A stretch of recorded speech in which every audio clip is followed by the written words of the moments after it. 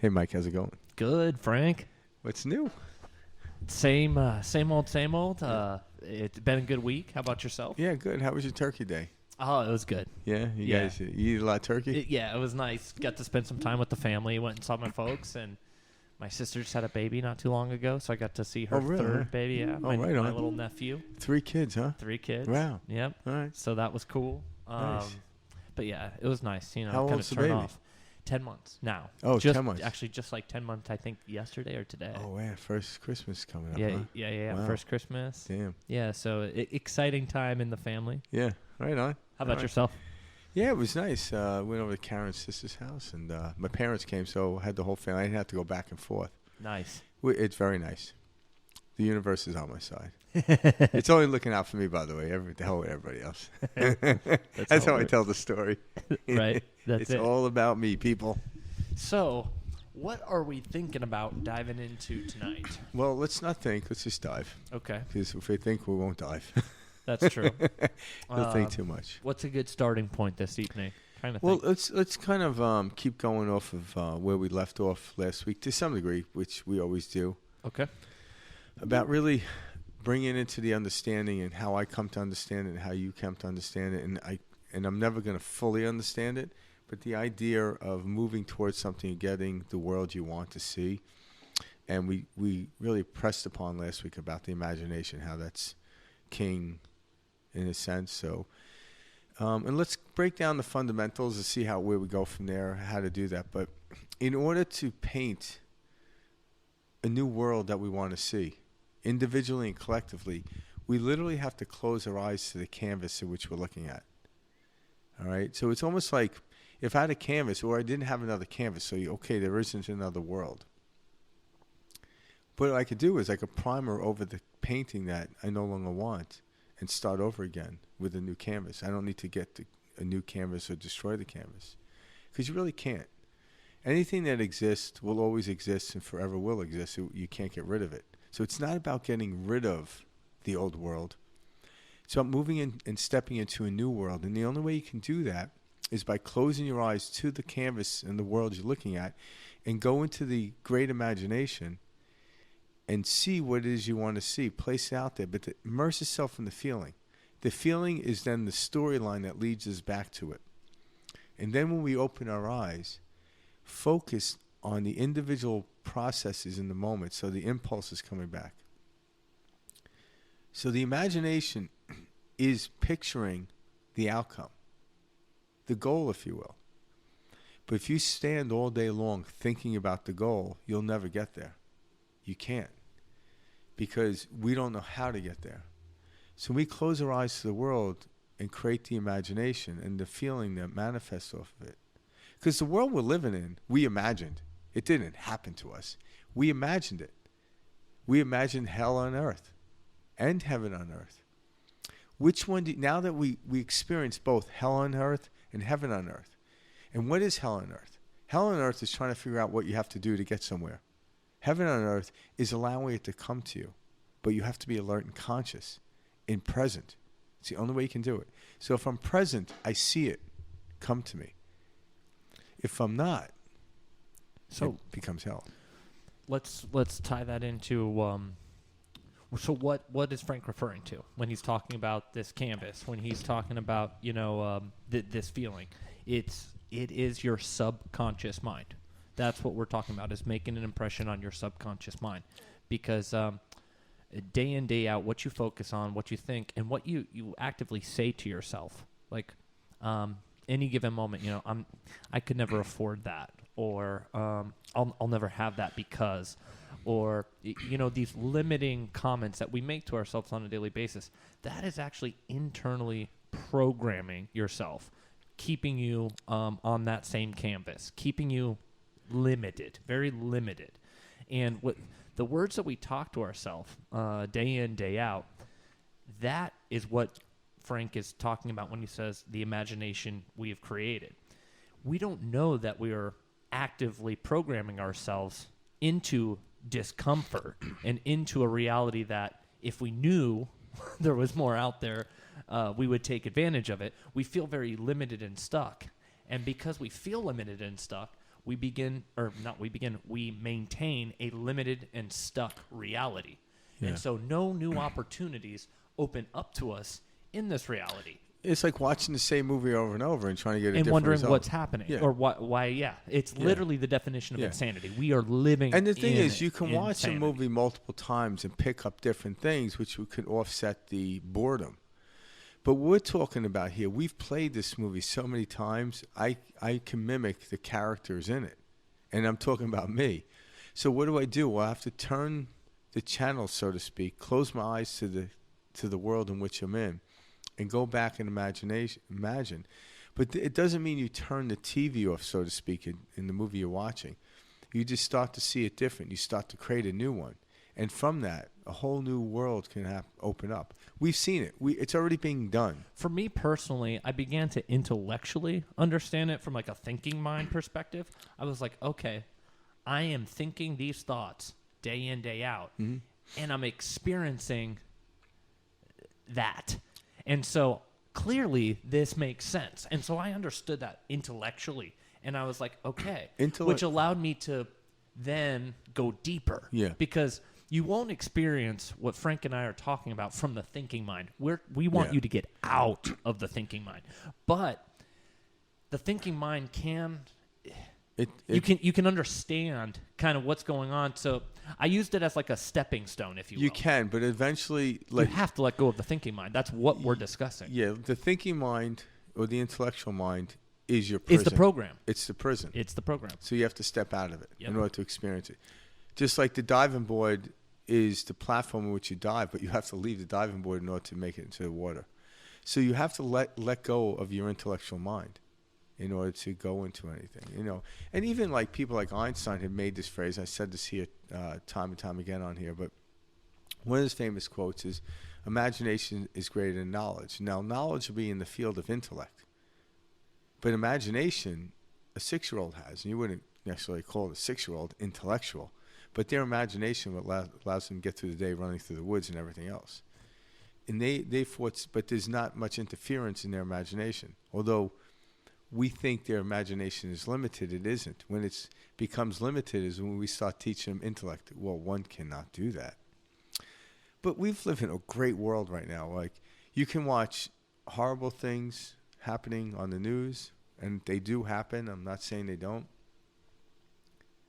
But then I find these videos of people doing amazing things that I think it was possible from a human standpoint, whether it's a physical act or an act of kindness. It's like, wow, you have everything. And there's more of those videos, by the way, out there. There's more of that happening. Well, there's always more. There's unlimited on both sides. Yeah, but you see what I'm saying? Yeah. Like, there's much more love out there. Do you know why you find more hate. love than hate? Is because that's where you're focused. Whatever we give our attention to will grow. Point. If I'm looking for a video on something, that's all going to come into my feed.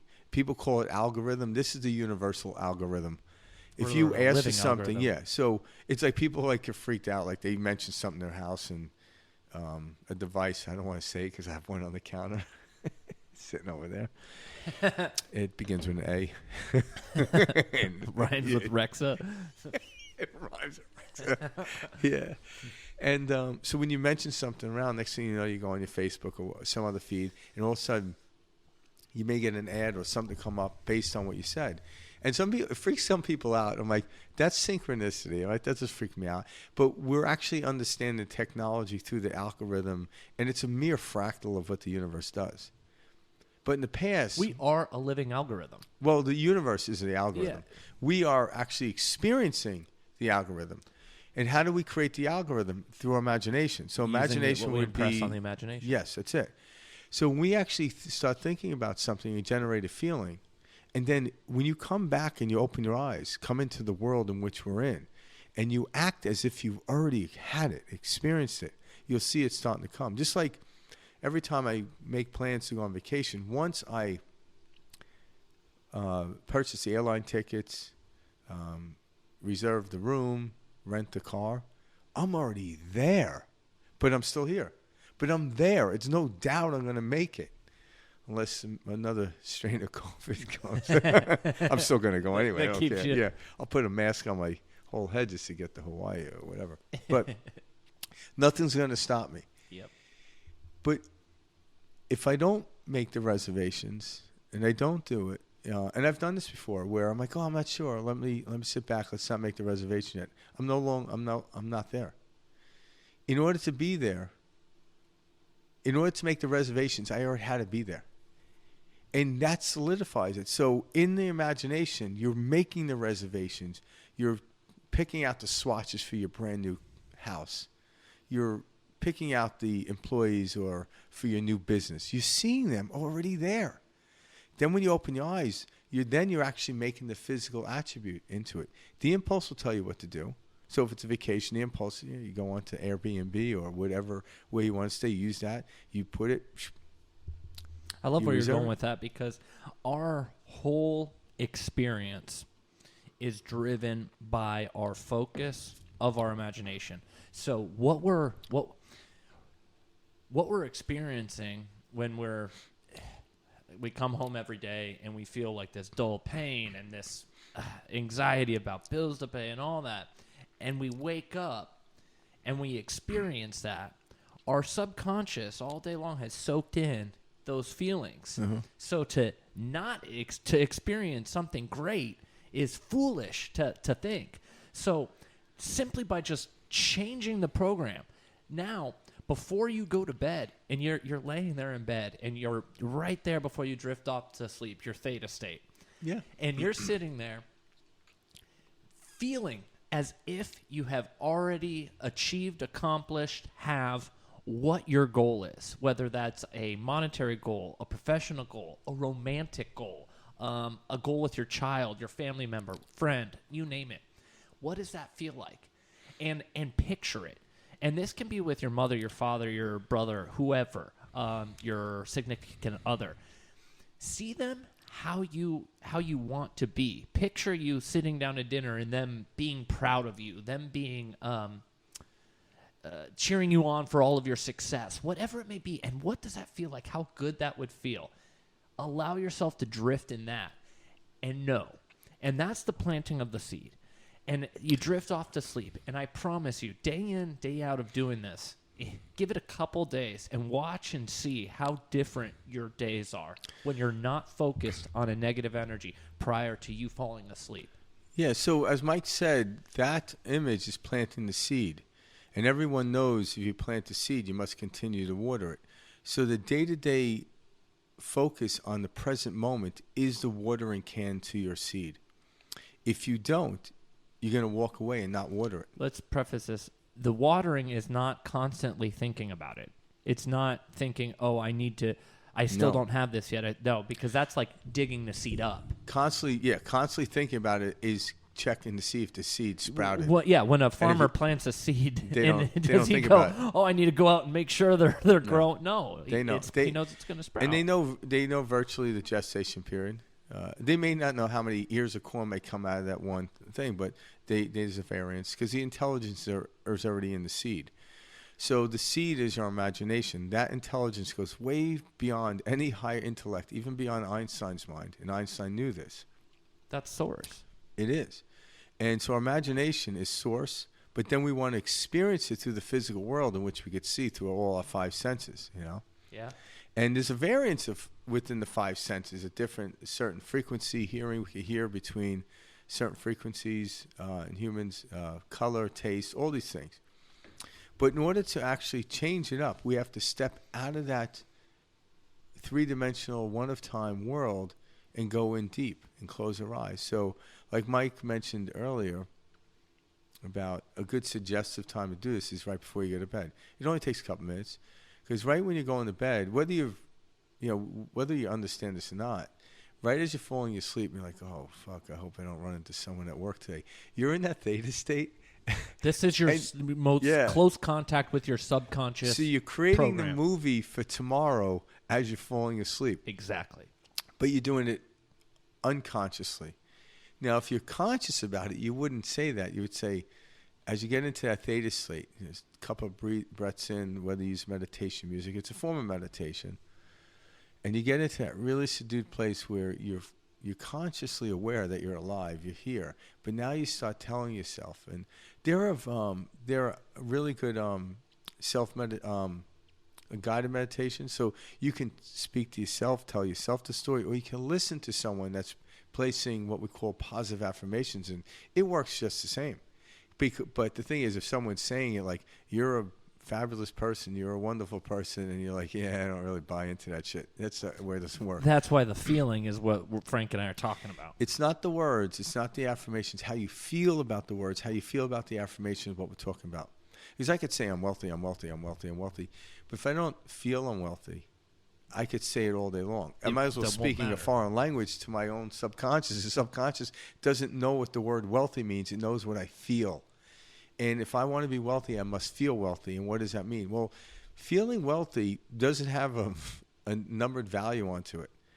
Because Bill Gates probably felt wealthy when he was 20. But when he was, 40, his cumulative wealth, like you count it, was a lot more. But he wasn't not wealthy when he was 20. That's just absurd, He was pretty much born wealthy, compared to most people in the world. His dad was a lawyer and his mom was a socialite, so we grew up very well. But how we expand it beyond that, this is what we're talking about. So when you get used to feeling wealth, and I don't care who you are, because even a person living on the street and not know they're starving and not knowing where the next meal's coming in, someone drives up and hands them a sandwich. In that moment, they flipped it and felt wealthy. Now, as they're eating the sandwich and coming close to the end of it, they might go back, but when's the next one coming? And they remain in this loop, but they're still being fed. They're still being fed. Notice anyone living, and I'm just bringing this as an exercise to notice, you're driving around, you constantly see the same homeless people. Guess what? They're living the same 24 hours you are. They're breathing the same oxygen. They're just as alive as you are. They're just living a different story. And I'm not even here to say their story is a horror story. They might be looking at me and like, look at that guy in that trapped piece of metal driving down the street, back and forth, back. I see him every day, back and forth, back and forth, back and forth. Now, he doesn't know how I feel. I don't know how we feel, so I'm not even going to go there, But yet, we think that we're better off than they are. And I'm like, but if you're really conscious, you wouldn't even think that at all. Because you're now using that person on the street to make yourself feel better, and that's not a good boost at all. If you have to diminish another human being to feel good, it's a false. It's like building a house on sand. This is the ego, crumble. guys. Yeah, this is the ego. It isn't. I don't know what that person's feeling or thinking. I don't know why they're there. And I'm glad you bring that up, because we don't often dive deep into the ego, but let's do it. Yeah, the ego is something everyone possesses, and that's the person. When you find yourself becoming upset or angry, it's this person. It's a recording system, Yeah, and it's the ego keeps you comfortable. The ego keeps you protected. It keeps you. Well, of course, I'm just trying. It can make you very uncomfortable as well. Oh, absolutely. Yeah. Just this. The ego is the self-identity, the set of stories that we create and carry with us throughout our day, and we say, this is who we are. This is who I am. And let me tell you, and you start to list off these stories from years ago that are actually probably not that correct or accurate, based on studies that have been done that show, more than, what is it? So our memories, roughly 50%, half, is actually true. So all these memories that you've carried and you've got stored, good and bad, they're about half true based on, whatever studies have been done on this. Well, what happened? Yeah, because when you revisit something, you're already at a different vantage point. So it's just so funny to that's what we call ourselves. Is a group of stories that we have collected over the years, and we're like, this is who I am. I was born in this family, from this culture, from this area, and we define ourselves by these little stories of this is why I'm this way. Is because I was born like this. My father walked out on me, so this is the way I'm like this.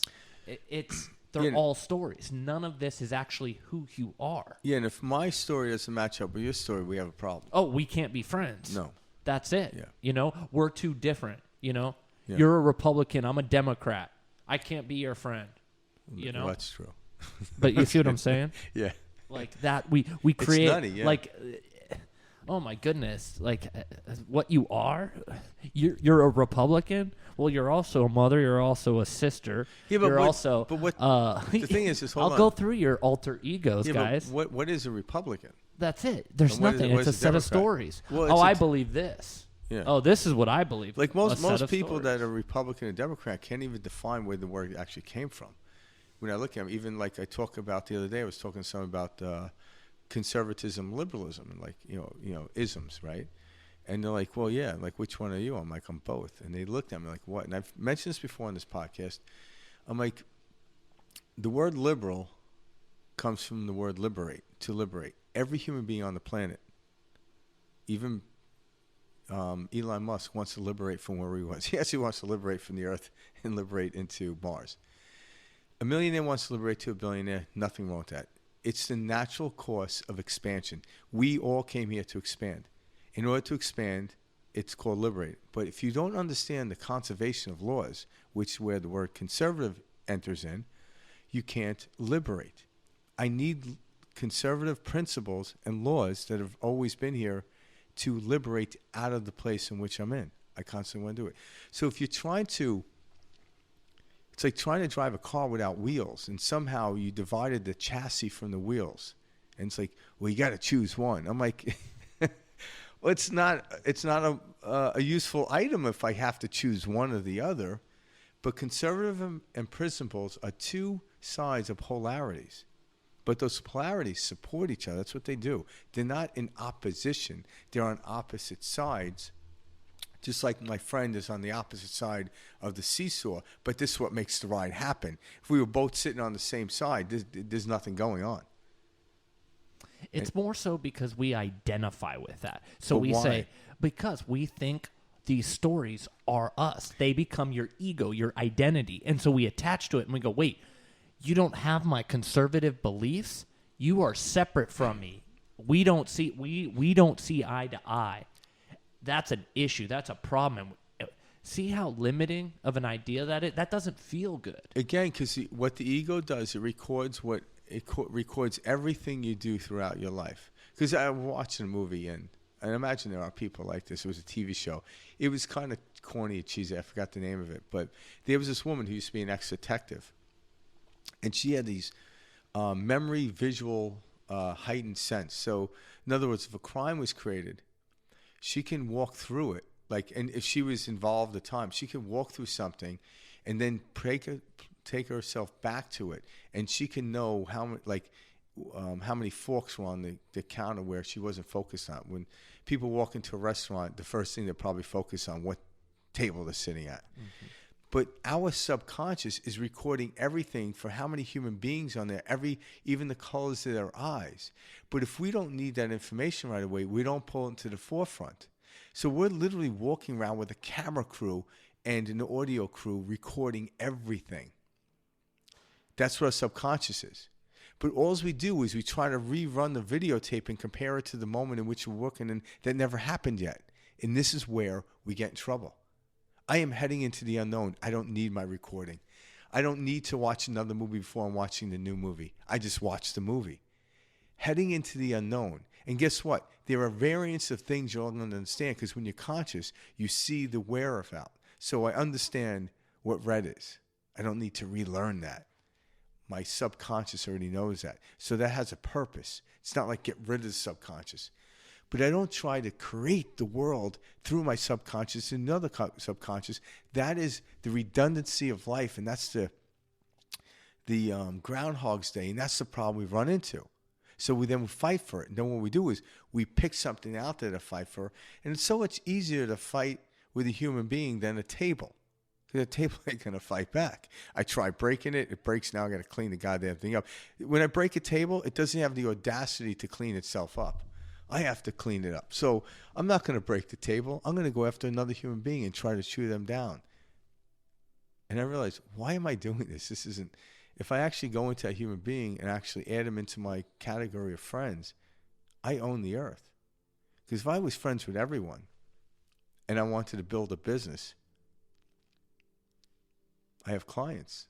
I have people loaning me money. I think it's good to touch on that when we find ourselves experiencing something that we don't like in someone, or something that we're not enjoying and it's rubbing us the wrong way, begin to look at that moment as a teaching moment, as what am I seeing about myself in this person? I promise you, every single time, that's what this is showing you. Yeah. And when you can begin to love even the person that you're upset with and hate, or thought you could never be around and can't stand, it changes the whole dynamic, and you begin to see it. Oh my gosh, everything I'm interacting with that pushes against me is trying to show me the resistance within myself. An area where I don't feel worthy, I'm ashamed, I feel guilt, whatever that may be. I just hate this about myself. These moments are there for us to learn about ourselves in life. They're not there to just piss us off.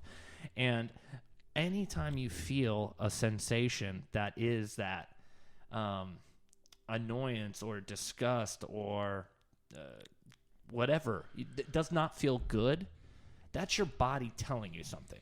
And it's saying, hey, I'm not supposed to feel this way. That's why it doesn't feel good to get in a heated argument, or why our heart rate, jumps when we start yelling and screaming. We're not meant to do that. Our most natural state is to be relaxed, to be calm.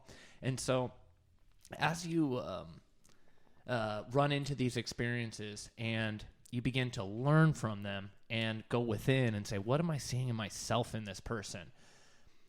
Everything changes, and it becomes much easier, and you're no longer upset, and it's from a softer standpoint.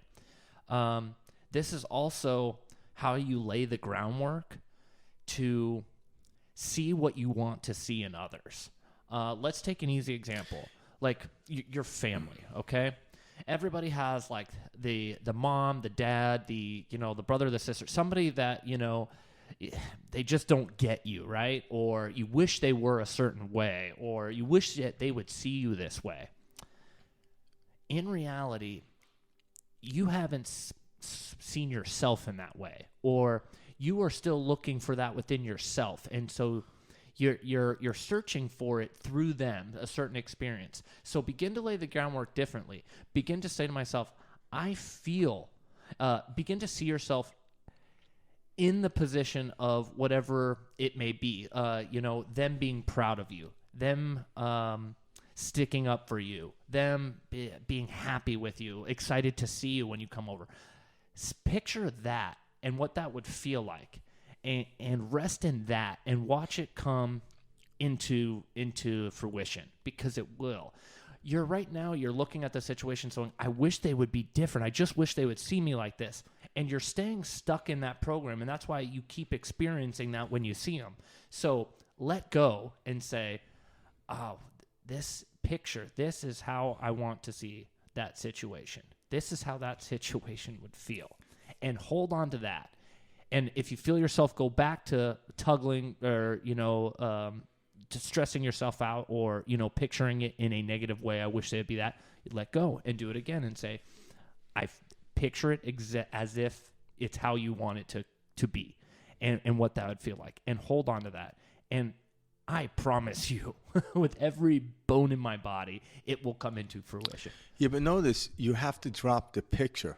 What do you mean?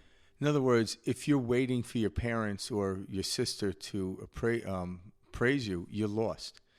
No one understands anybody, but I understand when a child smiles, because I smiled. I understand feelings. So if I have to say, okay, my mom praised me, and to use that into my imagination to feel good, but you have to stop right there, because your mom may never do it. So now you're still in the game, and that's not a good game to get into. So just like when I imagine something, it brings great joy to me, because I can only imagine what I've experienced or seen. But I want to go beyond that. I want the universe to take me beyond that. And you have to hold on to how it feels if mom hugged me. And then hold on to that feeling. Mom may not hug you, but you can still walk around with that feeling. Somebody else may hug you. But when you're trying to voodoo doll someone into your life to be nice to you, you're sticking the pins in yourself. We have to be careful with that. We have to drop all insistence of it having to happen a certain way. It's the feeling we want. I don't understand Mike, but when he smiles, I understand his smile because I know what it feels like to smile. I can tell. I can understand when someone's having a good day, a bad day, but I don't understand them, but I understand the feeling they're projecting out. And then I have the ability to transfer it, to transmute it, if I can help them. But I have to be conscious myself. So all of a sudden, why is it that I need my mom to hug me? Who told me this? It's interesting. Well, why do I need my teacher to tell me I'm smart? At that point, it's the story Yeah. that you're holding on to. Yeah.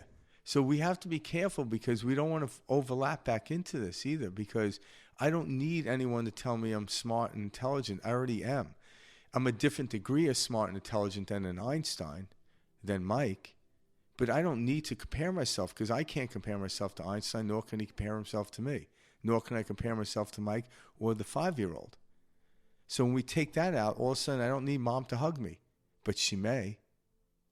I'm not saying don't do that, but I don't need, it's all in me because everything I'm looking at is a concept. Mike is a concept to me. I don't know him, but you're a concept. So why would I put the concept? I'm like, okay, the concept of Mike is if he shakes my hand, I like him, right? But he might, have a broken hand or something and not shake my hand. So now all of a sudden, I don't like this guy. That's a weird concept. Why can't I like him unconditionally? Why can't I love my mom even though she doesn't hug me unconditionally? Why can't I love myself without conditions? If you live an unconditional life, you're living in the most freest place in the world. Nothing has to happen. Not a thing. But when conditions come into it, this is where we get jammed. I need this person to agree with me. I need that Republican to be a Democrat or that Democrat to be a Republican. I don't need any of that. Unless I fall back into my story, which I do. I'm not saying I'm above it. But I want to be at the place, I want to maintain that place of not having any condition, live a unconditioned life. And that falls into unconditional love. I don't know what condition I'm heading into. I just want to, where does excitement come from? Not knowing. Where does joy come from? Experiencing the not knowing. What else is there? There's different degrees and levels of joy and excitement. I just want to experience new degrees of it. And the only way I can be excited is not knowing. Like the 6-year-old kid has no idea what's in that big red box on Christmas morning. And then opening it and then playing with it. Never played with it. That's the joy. The unknown. And then bam, now I want another unknown, new excitement, another expansion. We are here to expand. Why we suffer is we don't allow ourselves to expand. Like me and Mike earlier, probably know this about us, but every time we get together prior to our podcast, we meditate. And we do different types of meditation. We do everything from transcendental meditation, where it's quiet and do the mantra. And sometimes we do guided meditation. Say we did a guided meditation. Kenneth, what's the guy's last name? Kenneth Soares. Shout out to him. Yeah, you go. He's that good. He's good. Yeah. And he's got this very seductive voice. Yeah. So in the beginning of the meditation, he starts telling a story about an elephant that was in the circus. Oh, I love this. And I'm going to tell it quick. But the elephant, when it was, I don't know what you call a baby elephant. Listen, baby elephant. Yeah. That's what he called it. Yeah. So baby elephant was chained to a spike. And because it's only known that even as it grew to a full, adult elephant, that spike became almost like a toothpick to what we would do. But because it knew and grew up with that spike in the ground, it was chained to it, it would never break from it. Even though we knew that massive animal can just move its hind leg and snap it in two. But it didn't know that. It was boxed in a prison that was no longer had walls. And let's break that down real quick. What they were doing is they trained the baby elephant's mind. Since he was a small little baby elephant. The baby elephant trained his own mind. Well, correct. Yeah. Yeah. So, but they knew suggestibility. So when the outside media knows that we're very suggestive beings, it will train us by telling us how to think and do stuff. And it will all lead back to them. Facebook Yeah, algorithms, all this if you stuff. weren't worried or scared, you would not watch the news. If you weren't trying to figure out how to live your life, you wouldn't watch a sitcom, or maybe you would watch a sitcom, but you wouldn't watch a TV show to know if you're acting appropriately in society. And guess what? When everyone looks around, you look at all the fashion, all how we act. Where does that come from? It comes from Hollywood, right? It really does. How do you know to be cool and wear a leather jacket with a white T-shirt? Because I watched Happy Days. Yeah. I wasn't trying to be Potsy. I was trying to be Fonzie. Yeah. And why wasn't Potsy the cool guy? Because that wasn't the narrative. But all of a sudden, the 1990s hit. Who's cool? Bill Gates. Bill Gates is Potsy. What happened to Fonzie? He's in jail. He's no good. We switched it. Now all of a sudden, the guy with the leather jacket and the motorcycle is not something anyone wants to be cool at. They're like the outcast. The guy with the polo shirt with the thick glasses on the khakis. That's the guy I want to be. Again, it's a new storyline. Just like Mark Zuckerberg. I want to be that guy in the T-shirt and the hoodie. Yeah, exactly, yeah. You know? Not Bill Gates. What's his name? The Steve turtleneck. Jobs. Yeah. Oh, yeah, the black, yeah. So it's like, so how do you start a software company? Get a black turtleneck and jeans. There you go. And a pair of glasses. Yeah, it's like, but what's funny is, he chose to wear that, and because he probably felt it comfortable, it was just easy. It was a uniform, and then everyone else is like buying a turtleneck. I can't get a black turtleneck now. It's been years since Steve Jobs has been around. But you know what I'm saying? But we buy into it. So buying the black turtleneck and the jeans isn't going to make you Steve Jobs, because there's only one Steve Jobs. It's done. You doing the same routine as Steve Jobs every day won't make you Steve Jobs. I'm not saying reinvent your wardrobe. No, your wardrobe doesn't matter. It doesn't matter. You can put on whatever you want. You can, press upon the world and how you feel. But that's not who you are. That's just that's an emoji. That's what we are. We're a bunch of emojis running around. But what we really came here to do is expand. What is our purpose? To be joyful. God didn't give you must do this, Frank Daly, and go forth and do this, and please commit this act. If you don't, the whole world and universe will crumble. No. Oh, we have no purpose here. We try to, one would say everything. our purpose is to be joyful. Well, and then the act of it is expansion. So how do I expand? Constantly moving to the unknown. Our purpose is simply to exist. We have any purpose is something us just creating some story about it. But I think, like I say, okay, purpose, like a person that's miserable exists. They know that. Yeah. But so purpose to me would be to exist joyfully. And how do I do that?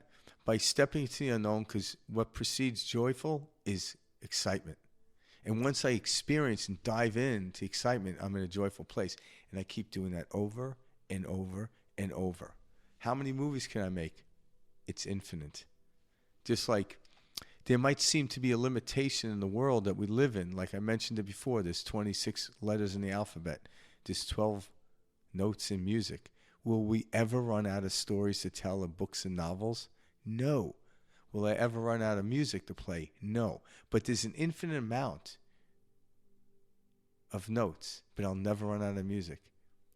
Why? Because we keep expanding to different levels. That note is something different when I play it this way. It's different when I play it that way. The letters, when I scramble them together, make a different word or add a new word in the context of a different sentence, and then a different sentence in a different paragraph, different chapter, different book. It will never end.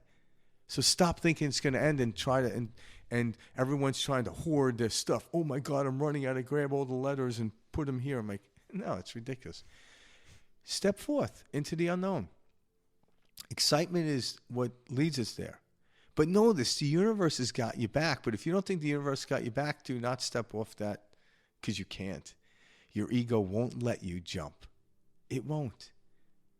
The universe is a parachute, and you're jumping off the cliff.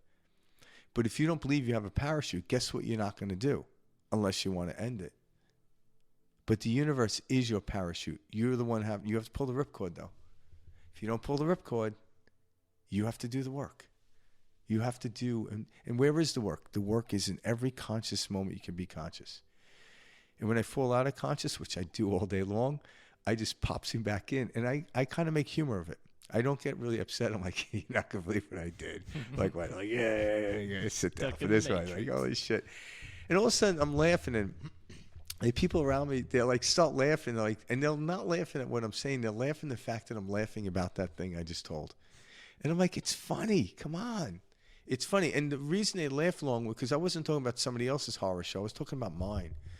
So the great comedians will always rip their lives apart. Why? Because it's funny. Because, well, that is kind of funny. But if I was ripping somebody else I didn't know, it's kind of cruel. It's not funny. So I rip apart me. I'm like, and then people can like, yeah, I do the same thing. That's funny. Like, you find that funny? I'm like, hell, it's funny. I when I was younger, I didn't find that funny. I got pissed. And then I tried to, destroy the outside world that created that thing. And it wasn't the outside world that created it. It was my suggestibility that bought into it. So I went out and bought the leather jacket, put the white T-shirt, and I walked up to her going, hey. And she's like, what are you, a moron? And I didn't get a date with her. So that might have worked in 6th grade, buddy, in high school. Tell me I was in high school. Happy days was long gone. But That's funny. Yeah, unless it was Halloween, it might have worked. There you go. But other than that, you just had to get rid of it. Yeah. That's awesome. Yeah. And that's what we're talking about here. Stepping into the unknown is why we're here. And stepping it at the stride. God gave you a stride. The gate in which you walk is yours. Don't try to get anybody else's gate. And I'll take this in a pragmatic way. I'm 5'8" on a good day. I'm not going to try to take a gate like a 6'5" person. It would be strenuous for me. My gate will get me to wherever I need to go. I don't need to have a gate that's 6'5". And the 6'5" doesn't need to have my gate. They would trip on their feet. I would pull my hamstring. But my gate is my gate, and that's my story. And as I walk and step and look at every step along the way, be conscious. That's the gate that's going to move me into the unknown. And that's all I need to know. God gave me this gate, and that's the gate I'm using. And it's a marvelous gate. Catch yourself with the little stories that you kind of tell yourself throughout the day. Like, I better hurry up and get here.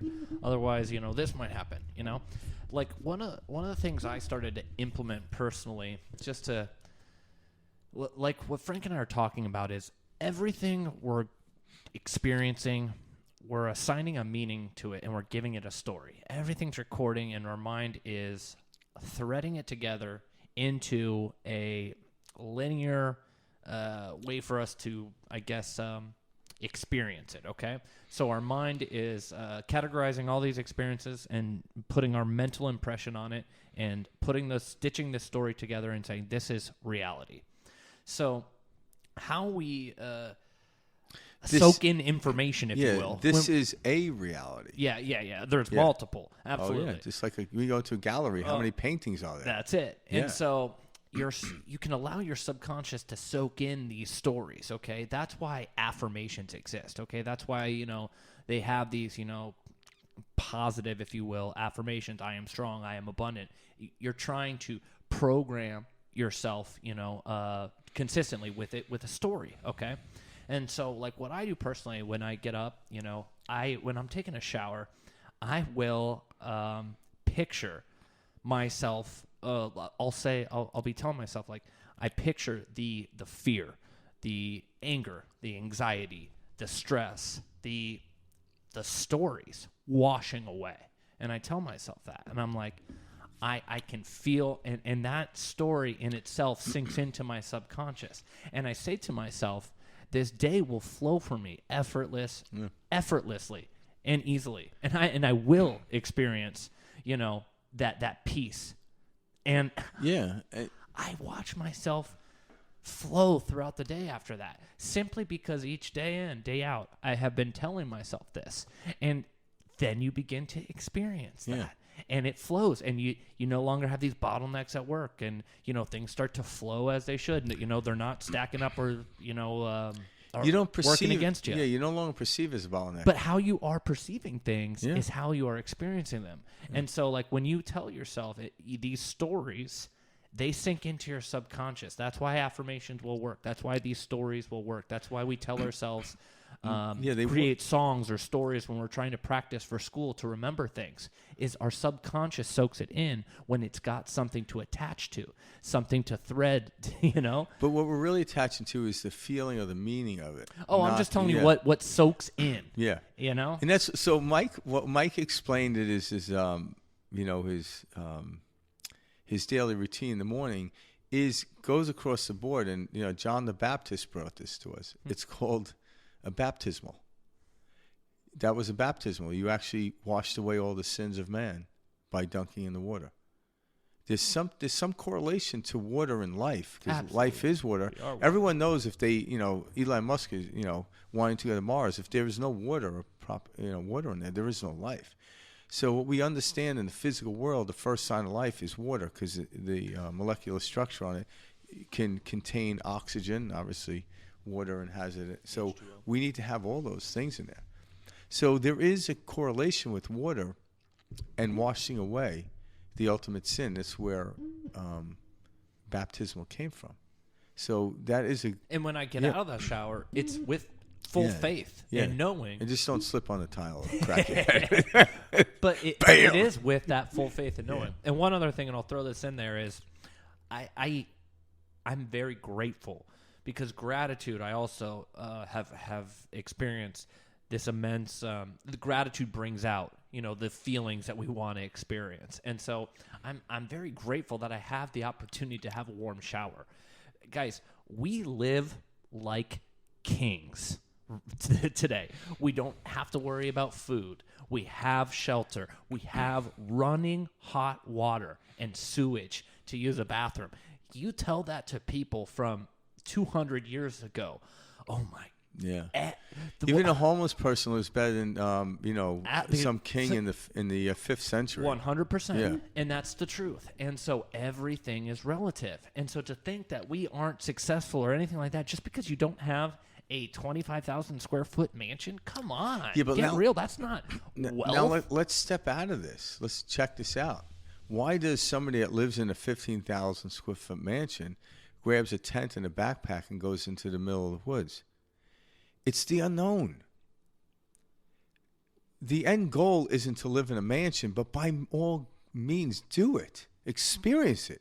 Because to someone that's living in a 1,000 square foot apartment, the 15,000 square foot house is a new, exciting experience. It isn't the end all. If you're thinking that's the end all, ask anyone that lives in a house that's 15,000 square foot. After a month of losing your keys on the other side of the house, you're like, where are the damn keys? They're in the kitchen. Which kitchen? You're like, oh, God, I want to be back in that 1,000-foot apartment because my kitchen is like there.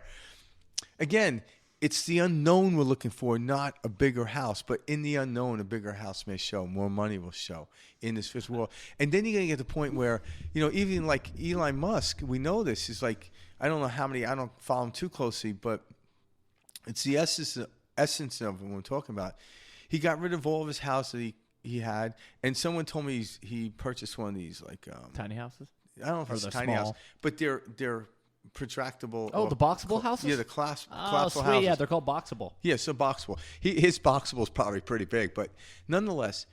I have seen And those. I remember he was on an interview. It was with Joe Rogan, and he was talking about these houses he had. And he said, yeah, I'm selling them. And I remember Joe Rogan's like, yeah, but don't you want to build a house like Tony Stark, Iron Man? And he's like, and I think I was like, yeah, that'd be cool, but when the hell would I have time to hang out in it? Man's running 2 companies. He's trying to get to Mars. I'm like, you don't have time to sit on the couch. So he's doing it out of pragmatic aspects, but you have to let go of something in order to move into something new, exciting. So I'm not saying everyone should sell all the houses. I'm not saying that at all. But for him to continue on, he realized, I have to let go of this thing. But how do I let go of this? I grab onto this. The monkey bar theory, which me and Mike came up with. Yeah. Well, go into that real quick. Move into the new experience, and you'll let go of the old experience. When I'm putting a new, I almost dated myself, a new movie in the VCR. Hey, I don't even have a VCR anymore. I don't know why I came up with it. But when I'm actually flicking from Netflix onto Amazon Prime, I'm literally letting go. I'm actually moving towards something, clicking, and I naturally let go of Netflix. I don't have to focus on letting go. I focus on grabbing. I focus on moving into the unknown. When I move into the unknown, I let go of what was known. And what Frank's talking about, guys, is how we implement getting out of those little funks. It's how the physical world works, people. Yeah, you experience something that you hit up against. What are you going to do? Complain about it and give more energy into that? No, you let go and grab onto something new. So the monkey bar theory is when I'm on the monkey bars, the momentum of moving across the monkey bars is the fastest of what we call success. So as I grab and look in front of me, I have to be looking in the direction which I want to go. And I grab onto it. And once I swing and get the momentum, I'm looking for the next bar. And I do that, I naturally grab. You don't have to focus on letting go. But if I am focused on letting go, what I'm doing is now I'm in a stalemate hanging. I have no momentum. I might have to swing myself. But even to swing myself, I have to now look at the next bar. You cannot look at the hand that's holding the bar in which you're staying. That's stagnation. And we live in a world that's digging up the seed. Yeah, the world won't let you be stagnant. It won't. People think it's something like everything in the world is moving and nothing is still. There's relevance or relative to something, not relevance, but relative to it. If I'm doing 100 miles an hour in a car and Mike is next to me doing 100 miles an hour in the car, relative to that, it seems like I'm not moving, but we are moving. Because once the hitchhiker passes by, we recognize it because we just flew by at 100 miles an hour. So everything is always constant moving. So even if I'm holding on that, you think I'm still. No, because all of a sudden my fingers are moving and letting go and zoom, boom. And I drop, hit the ground, boom. Now what I do, I get back, I do it over again. Who cares how many times I fall? But now I'm going to focus on the bar in front of me. And then the monkey bar theory, you can see how it works. And your grip gets better. Why does your grip get better? Because you're more focused. And if you move quick, I've done this when I was a kid. I haven't done it in a while. All of a sudden, I didn't even grip the bar. I was almost touching it. I wasn't grabbing it. I was touching it. I was moving so fluidly. It was like my buoyancy picked up so much that gravity didn't even exist, but it did. But I was working in the field of gravity, not against it. We get to that same flow. Oh, yeah. Then I feel like a pile of rocks at the same time. Like my buoyancy one day is just, bam, I'm bouncing off the walls, I'm floating. And another day I feel like I'm sinking to the bottom of the ocean. And why do I feel that way? Because I'm holding on to stuff that isn't buoyant. I'm not moving into the unknown. On to a story. If I move into the unknown, I am buoyant as hell. Well, let's also is hell buoyant? Not a good reference there. You know what I mean, though? Yeah. Like, if you feel yourself being weighed down or held down by anything, it is a story. Yeah. That's it. It's only a story. But we know what it feels like. And yeah, and it it's feels very like mounting weight. and weird. Oh, you can feel it. And on your chest. But this is a story yeah. that we have been replaying in our minds over and over and over. And we have to be able to let go of that story in order to grow, in order to feel the worth that you deserve to feel. And you have to know it's possible. It is. So a lot of people want to go back to the point, like, I want to go back and figure out why I grabbed that bar. I'm like, you can do that. That's like trying to figure out you're trying to figure out something that doesn't really exist. You're trying to figure out a made-up story. Like, to go back and pick apart that, you're now creating new stories about that story. So that's now it. you know? Yeah, and then you'll find another story. And yeah. And then you're like, okay, I guess I'll settle on this story. But where do you want to go from here? Head into the unknown. No story, yeah. You know, to bring this up, and I'm going to do this delicately, but why does someone that gets so dragged down by life find themselves on a bridge to jump off into the water? Because they're stepping into the unknown.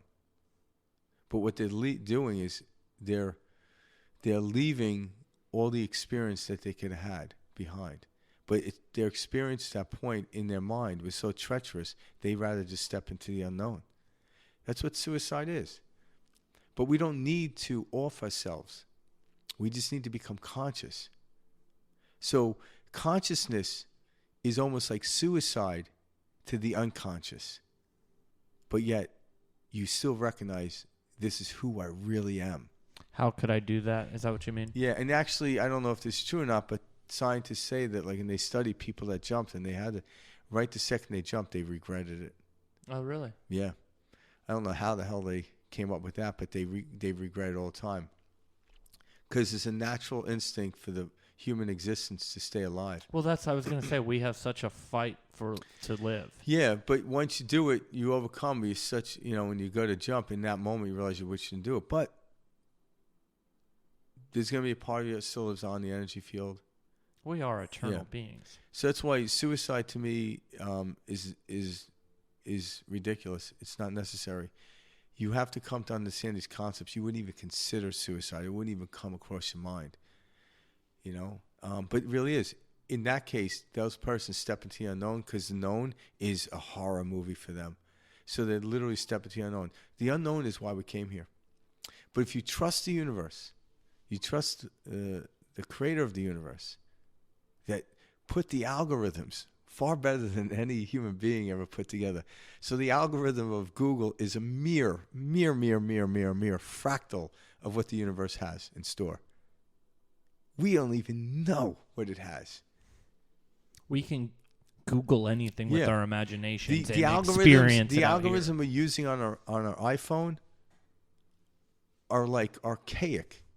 They're almost like analog compared to what the universe is. That's what we're a huge supercomputer. Yeah.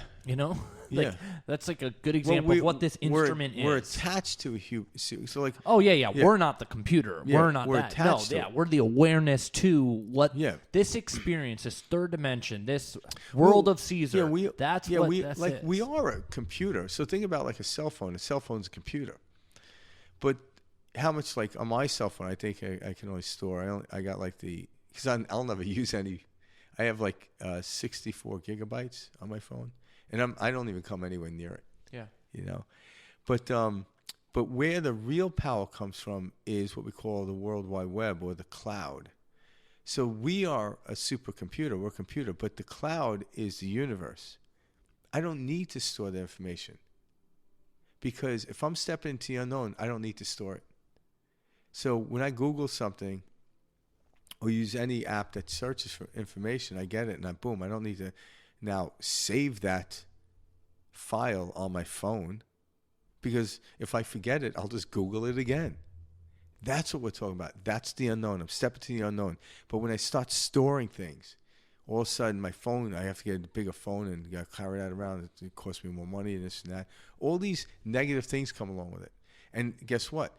You get it. Oh, now I got 228, right? It's like, oh, that's good. But now the photograph you're taking takes up more bytes. So now that one photograph that you took on your old phone only took up a certain amount. Now this one, it's a constant chasing when you focus on the outside world. It never ends. And this is where anxiety comes from. I'm like, the universe stores everything. You don't have to worry about it. The cloud is huge. You'll never run out of space. So stop storing it. Let go. How do I let go? By grabbing the next monkey bar into the unknown. That's where the glory is, into the unknown. We're always moving to the unknown, but we're trying to figure out how to let go. Don't figure out how to grab. Letting go becomes natural. It's instinct. We don't need to learn how to let go. We need to learn how to grab for what we want into the unknown. People are like, and that's you have focus. to learn to let go. I'm like, learning to let go of what? Move forward. It's focus. It's the use of the imagination.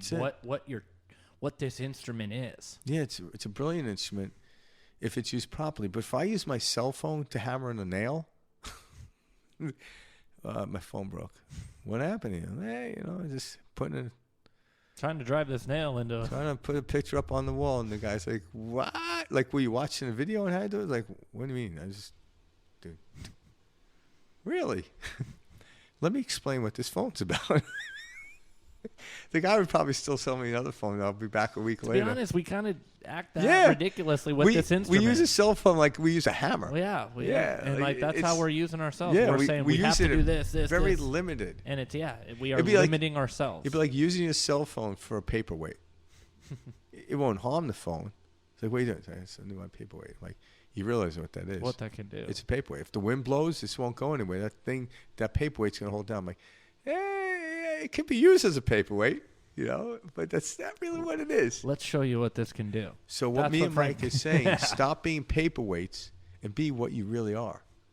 Is expansive Infinite. infinite being that has the capacity and the excitement to move into the unknown every time. And if you do that, what doesn't enter into the field? See, Your ego. But the fun part is, guys, you'll see that like everything around you is abundance. Like you see the beauty in everything, and then you see, oh my gosh, it's been my perception onto everything that has been limiting it. Yeah. It's naturally all great, beautiful, Yeah. abundant. Yeah, so I'm going to... And it's been my view onto it that's kept it so dingy or crappy. So what is abundance? What is abundance? It's endless experience of excitement and joy. Abundance is endless rings on the monkey bar. That's what abundance is. So is this monkey bar any more valuable than this bar? I'm like, no, that's ridiculous.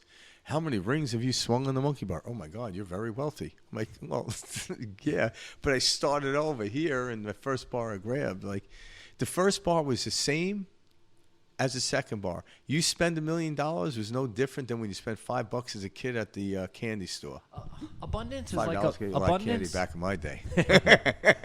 Abundance is a feeling of wholeness. So it is a feeling. That's how I would kind of Yep. explain it, because like I'm trying to sit here and And think of what. And if you But hold, it's like you feel whole. that's it. If you are in that feeling, the outside world will then show you your abundance. So I'm not. If you're abundant, you'll see your bank account grow. But that's not what excites you. That just shows you're actually moving in the right direction. But it isn't. But when your focus is on the money, that's where we get messed up. Because the second $1 million goes to my bank account, all of a sudden I get a note from the IRS and I got to pay 40% of that. So there goes $400,000, and now I got 600 left. I'm like, oh shit, that million looks so much better yesterday, but the IRS just took $400,000. But the week before I didn't have that $1 million, and the $400,000, I'm like, that's exciting. I just paid $400,000 to the IRS. It's amazing. Let me see how many times I could do that. Rather than focusing on, because if you can't get your mind off the $1 million, guess what? The universe is not going to do it. The universe doesn't want to hurt you, so the universe is not going to give you another $1 million, and then that $600,000 is going to diminish. No, I want to pay the IRS $1 billion before I die, and I'm going to do it. But if I don't really care. It's, you know what I'm saying?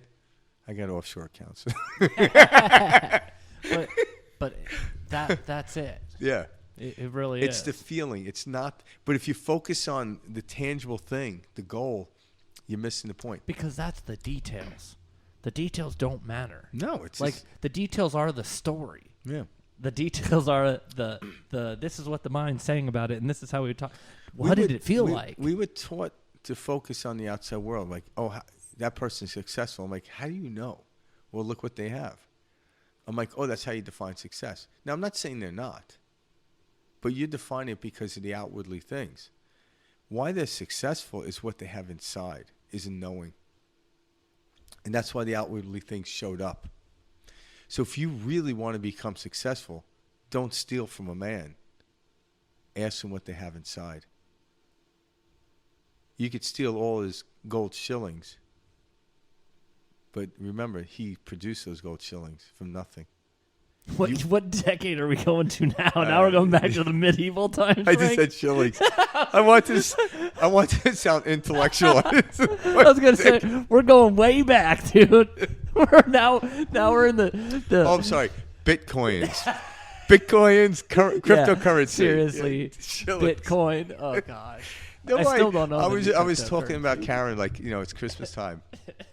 And I'm like, hey, let's watch a bunch of Christmas movies this year. I love Christmas. She goes, yeah. I'm like, you know what the first one is? She goes, Four Christmases. I'm like, no, that's on top. But I want That's to watch. a good one. It's a great one. Yeah. But the one I love is always been Christmas Carol. Oh yeah, But the new one with Guy Pearce, it came out like 2 years ago, is brilliant the way they did it. Well, they used shillings back then, so. there you go. I am Ebenezer. Ebenezer Scrooge. Yeah, you want your shillings for the Oh week? man, I do love Christmas movies too. Yeah, I Home do. Alone. Yeah, all Home the Alone, yeah. classics. Oh yeah. Home Alone. This is such a fun time of the year, too, because there is so much to be grateful for. And there's a lot of emotion going around during this time, too, because you'll see those who are suffering really experiencing it during this time. Let's explain why that's it's exciting. Why is it exciting? The collective conscious. Everyone is allowing themselves to let go, to get into the spirit of Christmas. Their subconscious knows during this time, it's family, it's love, it's this, it's that.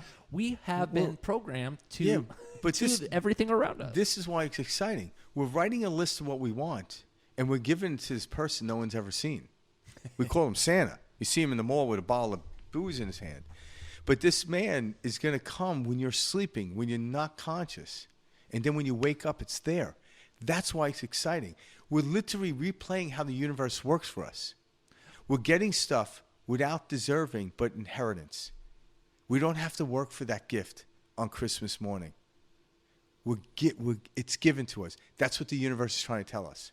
Every day is Christmas. This is why we're excited. But then when Christmas ends or you didn't get what you want, I'm like, wow.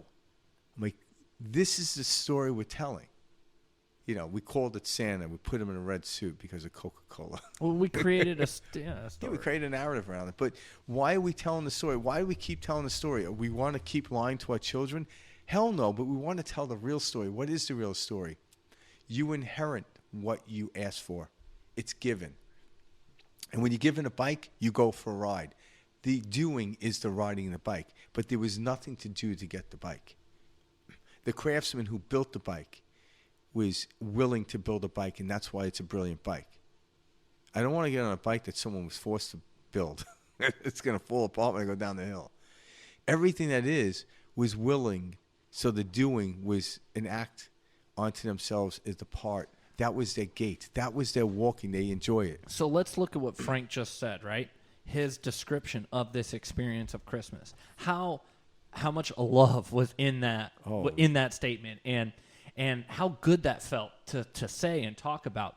And then on the flip side, let's take your uncle who's over on Christmas, and he says, these holidays, they're just shit. This is for the big business, to come in and, really clean up, really get that money. This is all just commercialized. Yeah. Does that feel good? Yeah. No. Yeah. But each of them, Frank is carrying his story of immense love and how this teaches people to grow and go for their goals and to ask and you shall receive. The motivation behind that. What story do you want to carry with you? Yeah. Do you want to carry a story that's going to make you grow and go for your goals? Yeah. Do you want coal under the tree? And say, oh, screw this shit. Yeah. Come on. Both are true. Both are true. You will experience both. Yeah. That's it, guys. Both are true. Heaven and earth exist. Your uncle is experiencing that truth, and you can see it in his life, and that's why he's there. Is your uncle going to be watching this podcast? No. Hey, this isn't a personal story, by the way. I love all my uncles. It really isn't. I got a couple uncles like that. But you see, everyone's got that family member. Yeah. And your uncle, your aunt, whatever. Yeah. And look at how they view other parts in their life. Yeah. You'll start to see a correlation by these constant negative views. There is a correlation, and that's what we go on. The causation goes. It's what they're focusing on, plain and simple. That's it. Their stories they're carrying in their head are all stories of negativity, of doubt, of fear, of limitation.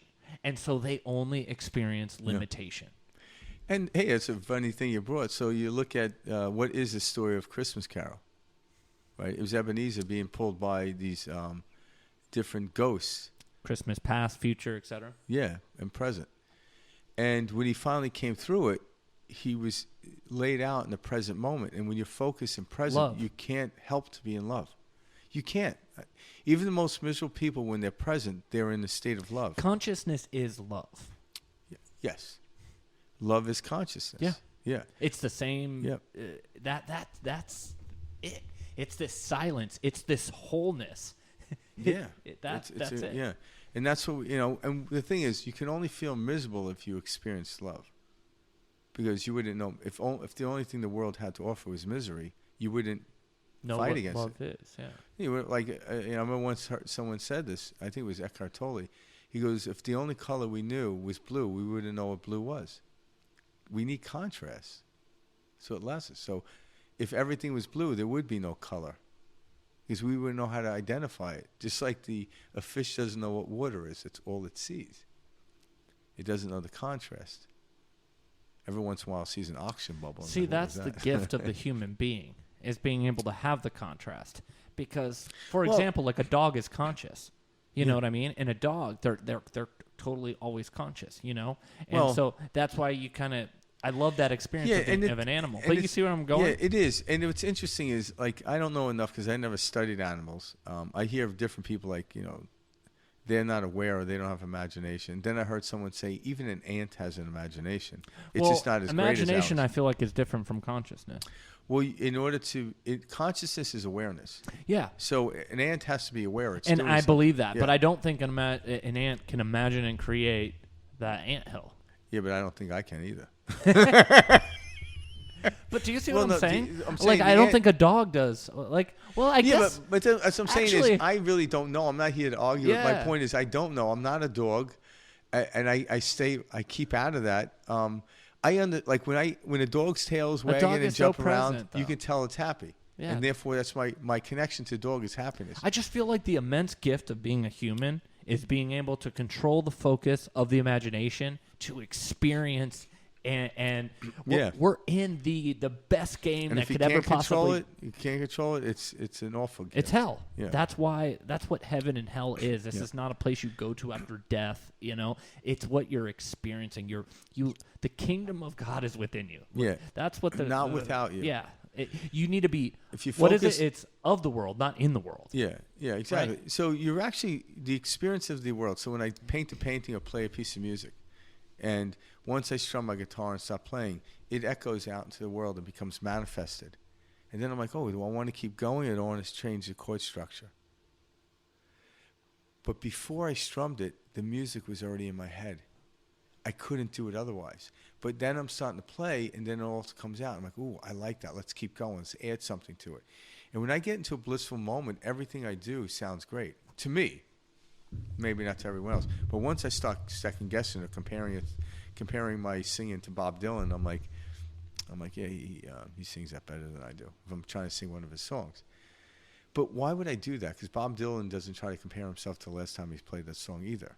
He would get nowhere because he's in a different place. And actually, people like him, and I see like almost every time I've seen, like you heard a recording and then a live piece, they always do it differently. Not on purpose, but they're in a different place, you know? And when you do that, it's like, it's cool. I never heard it played in that tempo and stuff. But I recognize the words, I recognize the song, but wow, I like that. Now, when I was younger, it was weird. Because when I heard a recording of a piece of music and someone did it, they did it in a different tempo, I'm like, there's something that's wrong. Because I thought it had to be this way. It had to be played this way because this is recorded. You can't deviate. And that harmed me. That didn't harm me, but it shortened my expansion because I was holding on to. So when I went to see a band live, I was like, they suck. Because I wasn't letting go of the new experience. Because the first time I heard the song was on an album. And on the album, that's the perfect in my mind. But when I went to hear them live, I'm like, oh my God. But then when I opened up and allowed myself to experience it, one wasn't better than the other. They were just different. I would never say I like people live over the album. They're just different. And every time I went to see a certain band, they were different. And when I let go of it, they never sucked. But when I did it, they sucked or they were great, depending on what mood I was in. That's it. What lens did you see them Live through that in the day? unknown, have no expectations, and that is the unknown. Because once the expectation comes in, well, the only expectation I have is the feeling. That's when you limit yourself. Yeah, the only expectation I have now is the feeling. I expect excitement, and then joy will follow. But what excitement looks like, don't know. If I knew it, I wouldn't. If I knew it was in that big red box when I was 6 years old, I would have to act like I was excited, and then I would have to act joyful when I play with it. But not knowing is where the excitement comes in, and then finding it and opening it up and eating the fruit is the joy. Planting the seed, not knowing, is excitement. Then watching the harvest come and eating the fruit, that's the joy. That's the replication of what we're doing. That's why we're here. What seed you plant, What fruit you eat, that's up to you. Someone's going to try to convince you ought not to plant that seed and eat that fruit. I'm like, no. Because if it wasn't possible to do so, the earth wouldn't germinate it out into the open. But people try to convince you that. And this is where we get into trouble. And this is where we sling in our head. We want to do this. I want to eat that fruit. But someone said, no, you ought not to. So looking, I sneak in, eating under my bed at night. That's it? Yeah. So I have rotten fruit in my room. It was more like candy wrappers, actually. When I was a kid, it wasn't even fruit. We do that, you know? And when I realized... whatever we're resisting or being pushed against Yeah. or we're told not to, we gravitate towards. And that's where... And what happens is when we do it in that facet and hiding, there becomes something dangerous. And then all of a sudden we end up buying it. Oh, my God, my parents were right. And see, this I is have a bellyache because I ate too many Snickers bars. And this is like the baby elephant, you know? Same type of thing. It's just keeping it limited. Yeah. So use your perspective shift to move into the unknown. Grab the thing out in front of you that you placed out there. That feels right. That you use your imagination to create that new rung on the monkey bars. And then move accordingly. Move in your own stride. No one should tell you how long your stride should be or ought to be. You know. You're already born with it. And let it move. And don't compare. But guess what? The world will notice and you'll notice. And then the outside world will let you know you're moving in the right direction. Period. That's why it's all here. It's not here to fool us. It's here to let us know. So when I look at something, let's keep going. Ooh, let's go a different direction. It's not the end all. It's to let me know what I'm doing is moving into the unknown and expanding at the same time. To make whole, be whole. That's it. Yep. That's it. Well, thank you guys so much for joining us this week. If you like what you heard, go ahead and click subscribe below. You can also send us an email if you want to have any questions, comments, anything like that. Leave that below. Yeah. Our email is perspectiveshift2020@gmail.com. Peace out.